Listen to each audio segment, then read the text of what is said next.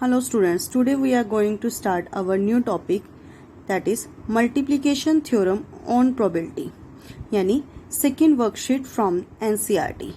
We have already studied कि probability of E by F, this is equals to probability of E intersection F upon probability of F, and when we cross multiply this, so this is equals to probability of E intersection F equals to probability of F event into probability of E by F.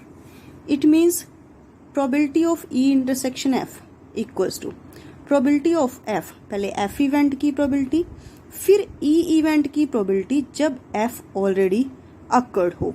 This theorem is known as the multiplication theorem on probability. Now come to the example. An urn contains 10 black and 5 white balls. So 10 black है हमारे पास और 5 white balls हैं. 2 balls are drawn from the urn one after the other without replacement. Now what is the meaning of with replacement and without replacement? With replacement तो होता है कि एक बार हमने एक बॉल निकाल ली और फिर दोबारा हमने उसी अर्न के अंदर डाल दी, जिससे जब आपने सेकेंड ड्रॉल निकालना है तब टोटल आउटकम्स में कोई इफेक्ट नहीं पड़ा, यानी बॉल्स पहले जितनी ही होगी. और विदाउट रिप्लेसमेंट का मीनिंग है कि एक बार हमने जो बॉल निकाल ली वो दोबारा उसी अर्न के अंदर नहीं डाली, तो यानी टोटल नंबर ऑफ बॉल्स में इफेक्ट पड़ गया, एक कम होगी. So what is the probability that both drawn balls are of black, कि दोनों की दोनों ही आपकी ब्लैक हो. लेट ई इवेंट है जो आपका वो फर्स्ट ब्लैक बॉल है,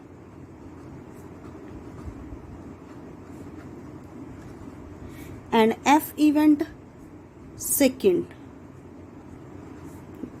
ड्रॉ और black ball. So probability of E intersection F, both drawn balls are black, तो दोनों की दोनों black होगी. This is equals to पहले first draw हमने निकाला into probability of F event जब E already occurred हो. अब F पहले black कितनी है 10, so probability is 10 upon total 10 plus 5 15 into, अब F इवेंट यानी दोबारा भी आपने ब्लैक ही निकालनी है, लेकिन एक बॉल ब्लैक की ऑलरेडी निकल चुकी है. दैट मीन्स अब आपके पास 9 ब्लैक बॉल्स रह गई हैं और टोटल बॉल्स कितनी रह गई हैं वो 14.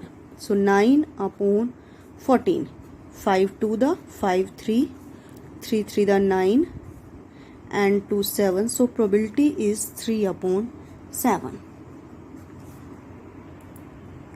Is this okay? Next, multiplication rule of probability for more than 2 events. जब आपके पास एक से दो से ज्यादा इवेंट हो, so probability of E intersection F intersection G. Suppose there are 3 events E, F and G. So this is equals to probability of E into probability of F जब आपका E event already हो चुका हो into probability of G जब आपके E और F दोनों event हो चुके हों. You can write it as this way also, probability of E into probability of F when E event has already occurred into probability of G when E F यानी both event has already occurred. Now come to the example. 3 cards are drawn successively without replacement from a pack of 52 cards. What is the probability that first 2 cards are king and third card drawn is an ace? देखो without replacement है और 3 events हैं, that means you can choose multiplication theorem on probability. Let E event है जो वो first draw और first king हो गया, and F है जो वो हो गया आपके पास second draw के अंदर और किंग ही निकालना है आपने. G इवेंट हो गया आपके पास एन एस जो थर्ड इवेंट है. So probability of E intersection F intersection G This is equals to probability of E into probability of F when E event has already occurred, probability of G when E and F both event has already occurred. So पहले king के कितने cards होते हैं total? 4 cards.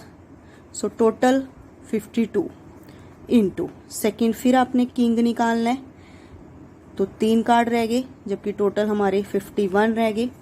Third आपने S का card निकालना है. S पे तो किंग का कोई इफेक्ट नहीं पड़ा यानी 4 के 4 कार्ड्स ही हैं, लेकिन टोटल में हमारे 2 कम हो गए, 50 रह गए.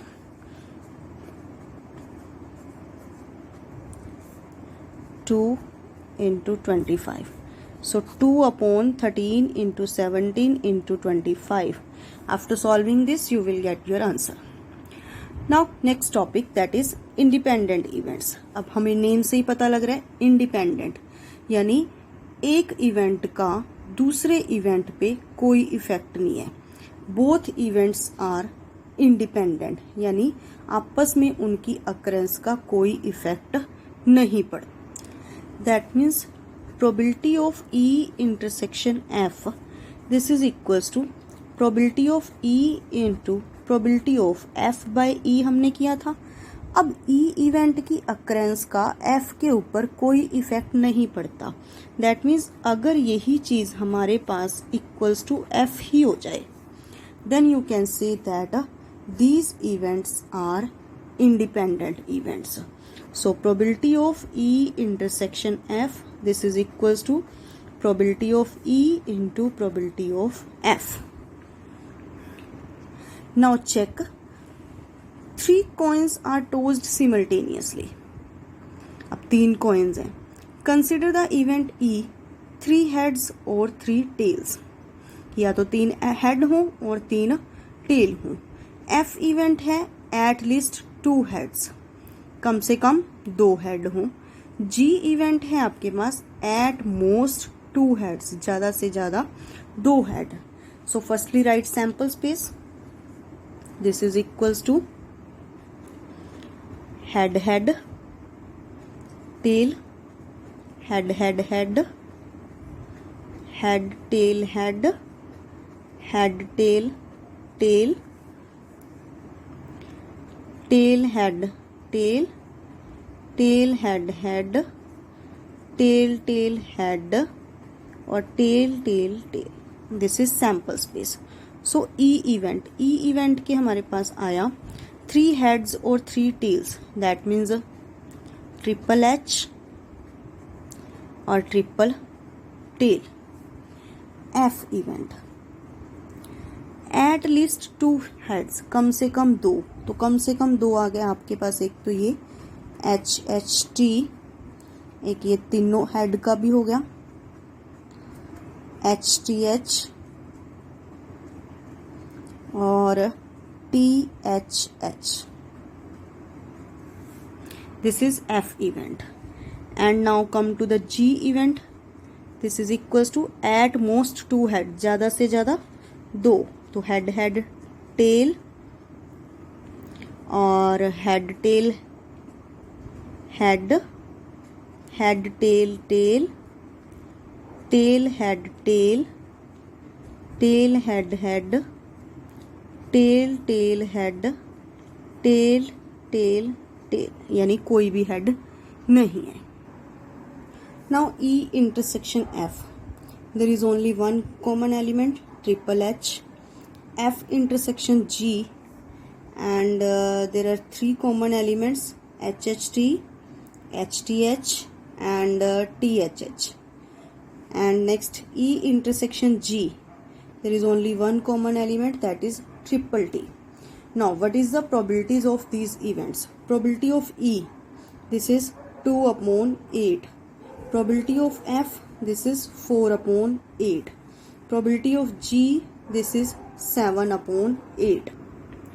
So probability of E intersection F, 1 upon 8. Probability of F intersection G, that is 3 upon 8. Probability of E intersection G, that is 1 upon 8. So probability of E intersection F, 1 upon 8. अब इन दोनों की probability, इन दोनों की product, probability of E intersection F, this is equals to probability of E into probability of F. ये भी 1/8 है, so this is also 1/8. That means E and F are independent.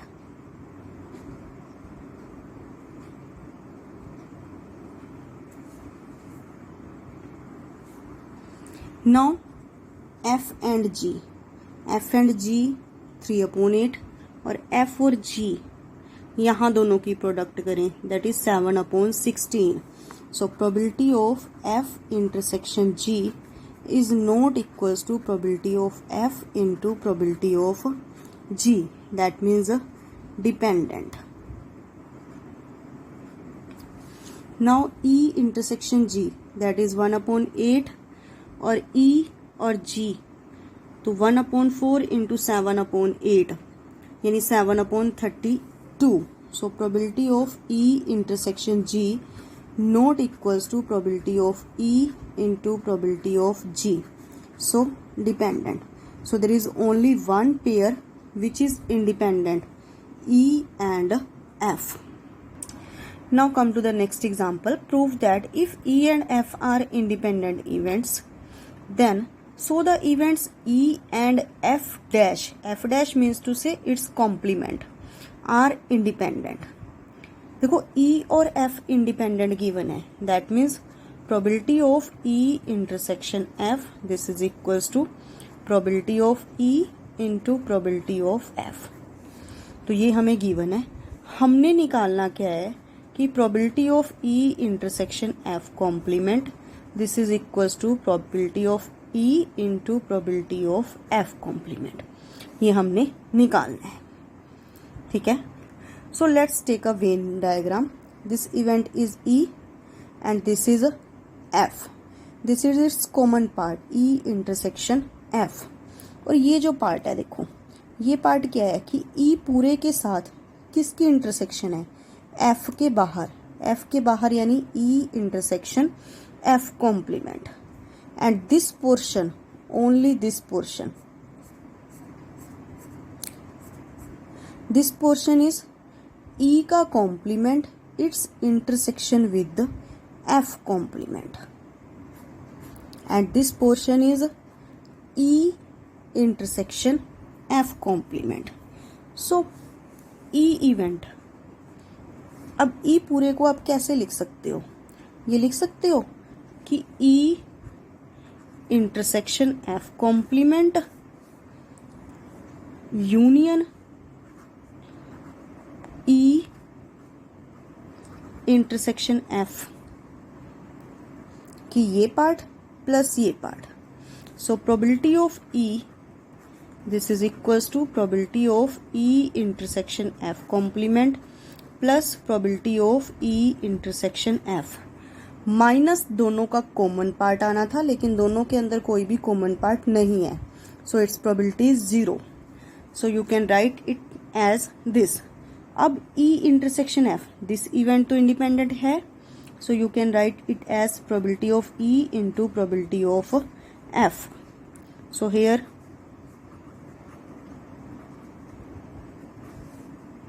ठीक है. अब इसको आप लेफ्ट साइड लेके जाओगे,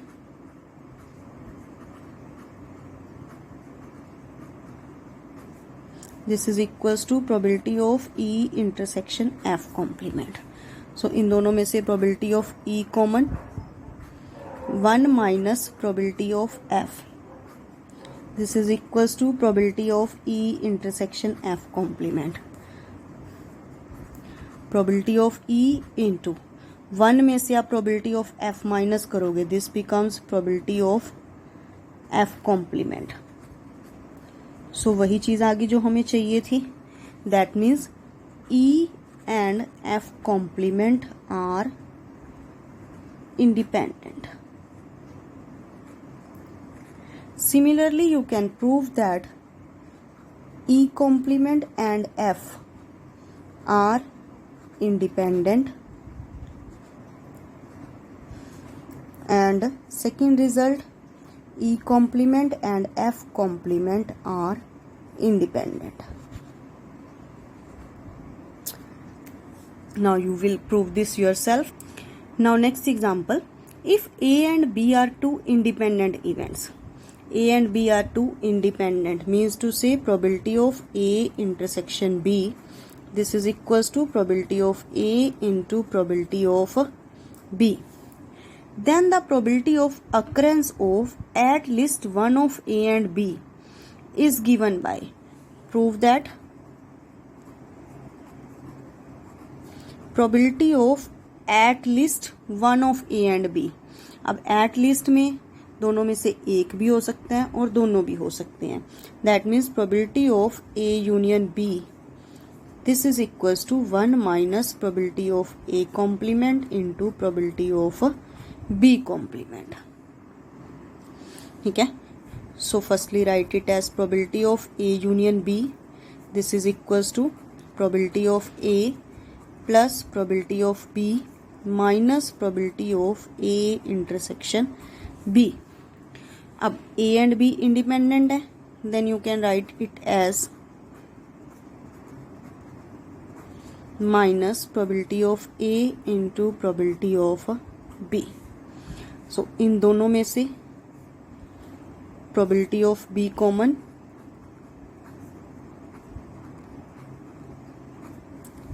and this becomes 1 minus probability of A. Understood?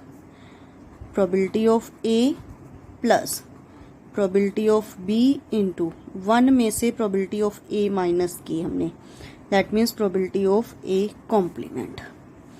अब probability of A को हम 1 minus probability of A complement लिख सकते हैं, इस पोर्शन को ओनली, क्योंकि जब हम probability of A complement को 1 माइनस probability of A लिखते हैं, that means आप इसको भी ऐसे लिख सकते हो, plus probability of B into probability of A complement. अब इन दोनों टर्म्स में से probability of A complement common ले लिया, पीछे क्या रह गया, यहाँ से 1 minus probability of B, this is equals to 1 minus probability of A complement into 1 में से probability of B माइनस किया, that is B complement.